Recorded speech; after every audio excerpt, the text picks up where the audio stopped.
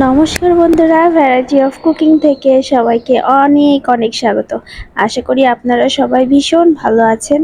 আজকে খুব মুখরোচক একটা রেসিপি নিয়ে এসেছি আপনাদের মাঝে। এই রেসিপিটি আপনাদের মাঝে অনেক দিন ধরে ভাবছি শেয়ার করব, তো আজকে করেই ফেললাম।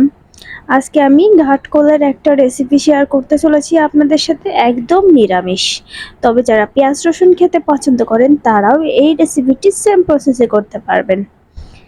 তো বন্ধুরা, চলুন আর দেরি না করে আজকে সুন্দর ঝটপট টেস্টি রেসিপিটি শুরু করি। তবে বন্ধুরা, যারা আমার চ্যানেলে নতুন তাদের কাছে অনুরোধ রইল ভিডিওটি সম্পূর্ণ দেখে চ্যানেলটিকে সাবস্ক্রাইব করার জন্য, আর পাশে থাকা বেল আইকনে অবশ্যই ক্লিক করে দেবেন।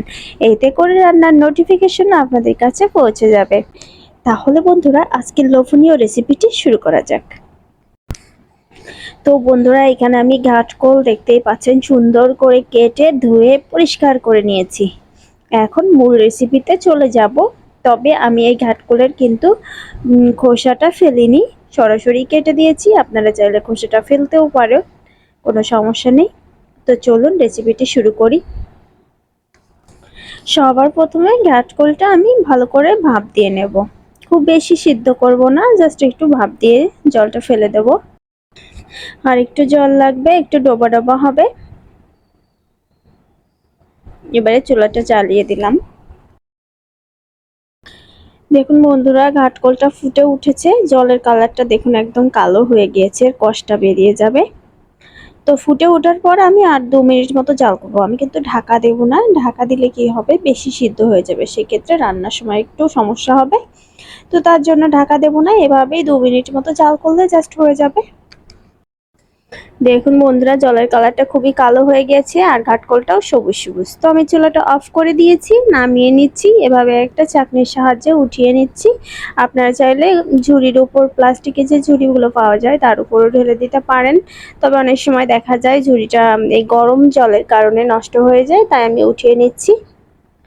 তো সবগুলো উঠিয়ে নিলাম, পরবর্তী প্রসেসে চলে যাব। বন্ধুরা, এখানে আমি 2টা পটল নিয়ে নিয়েছি। পটলটা আমি ছিলে নিইনি, খোসাটা ফেলিনি, জাস্ট আমি বটির সাহায্যে একটু আঁচড়িয়ে নিয়েছি।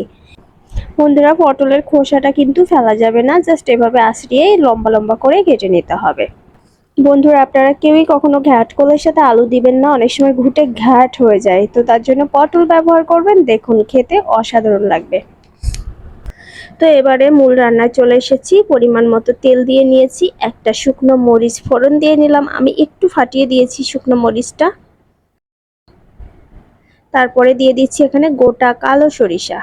ঘরে যদি কালো সরিষা না থাকে তাহলে সাদা সরিষাটাও ব্যবহার করতে পারেন, কোনো সমস্যা নেই। এবার শুকনো মরিচ আর সরিষাটা বেশ লাল লাল করে চটপট করে ফুটবে, সেই বুঝতে হবে। দেখুন তেলের উপর ভেসে উঠেছে, মানে পোড়া পোড়া হয়ে গিয়েছে। এই পর্যায়ে আমি পটলগুলো দিয়ে দিলাম। একটু এভাবেই ভেজে নেব কয়েক সেকেন্ড মতো। বন্ধুরা, এবারে দিয়ে দিচ্ছি কাঁচা মরিচ মাঝখান থেকে চিড়ে রাখা। ঝালটা পছন্দ মতো দেবেন, তবে ঘাটকোলা একটু ঝাল ঝাল হলে বেশি ভালো হয়।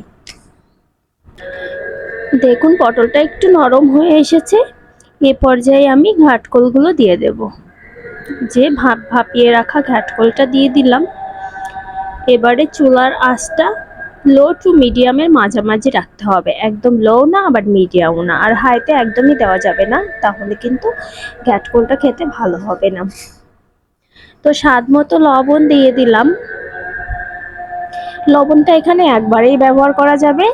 হলুদ গুঁড়ো দিয়ে দিলাম। হলুদ আর লবণটা পরবর্তীতে আর ব্যবহার করার কোনো প্রয়োজন পড়বে না, তাই যে পরিমাণে লাগে একবারেই দিয়ে দিতে হবে।